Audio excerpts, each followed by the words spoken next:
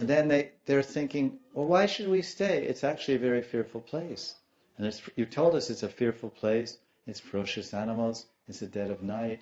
And you're worried about our safety. You want us to return home. But then Krishna says, what does he say? Stribi sumadhyama. Then when he says this, oh, you should go home. Why should you go home? Because you have very thin, beautiful ways. In Sanskrit, at least in the time of culture, things were all very indirect but understood. So if you simply glorify Stri Sumadhyama, Brajastri Sumadhyama, if you glorified a woman and said, oh, your waist is very Sumadhyama, your mid-portion, you have a very slender, beautiful, attractive waist, that says it all. That phrase says it all. It says you're beautiful from head to toe, from fingertip to toe tip. You're very beautiful. And when you say that, it's a praise, it's flattery, which means dakshin bhav. That means that Krishna, because this is what is you, generally the submissive lover, the man, part of the wooing and seducing the beloved is to flatter. Oh, you're very beautiful. I've never seen anyone more beautiful than you. Your dress looks so attractive. So Krishna, now things are changing. And so he says, then Vishwanath comments on this particular line, Stribi Sumadhyama.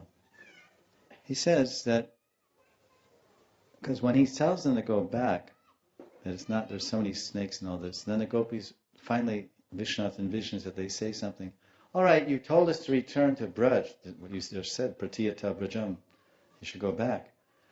But can we rest here for a few minutes? Can we rest here for a few minutes before we go? Because it's been a long walk. It took us a long time. Can we rest? And then when Krishna hears that, he said, oh, no. Women shouldn't remain in this kind of place. Because the time and the place is wrong for persons like you and I to stay here even for a moment.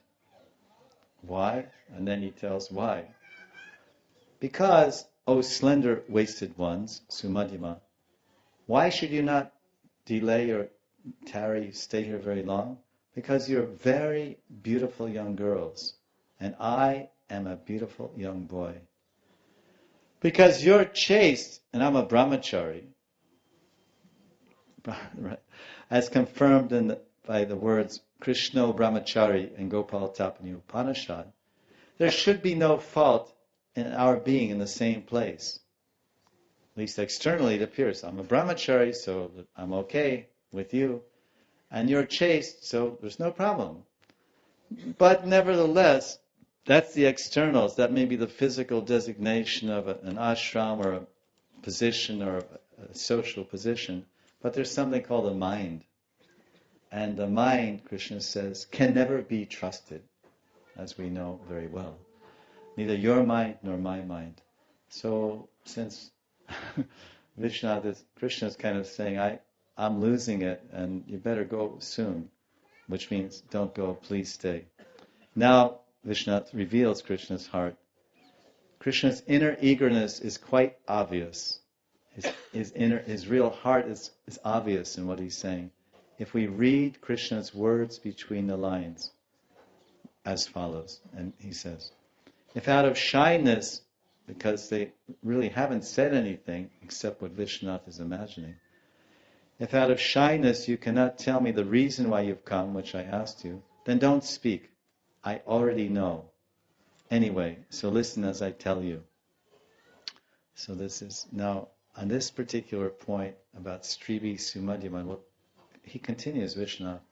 But our Gurudev, he made a comment on this line, which is what we have here in these notes. Relation is Samadhyama, which means they have thin, beautiful ways. All the gopis gathered in front of Krishna were exquisitely beautiful. They are described by the word Sumadhyama. The standard of beauty of a woman is Sumadhyama, when the middle portion of the body is slender. Krishna wanted to impress upon them that they were not old enough to take care of themselves. Actually, they required protection. It was not very wise for them to come in the dead of night to Krishna. Krishna also indicated that he was young and that they were young girls. and he says, it does not look well for young girls and boys to remain together in the dead of night. So Prabhupada, he's sprinkling his own purport with a touch of Vishnu Chakravarti's Tika, and he's emphasizing the external meaning of this. It's not a safe place, but who can protect Krishna? Who can protect anyone more than Krishna? Because Krishna is the ultimate protector of everyone.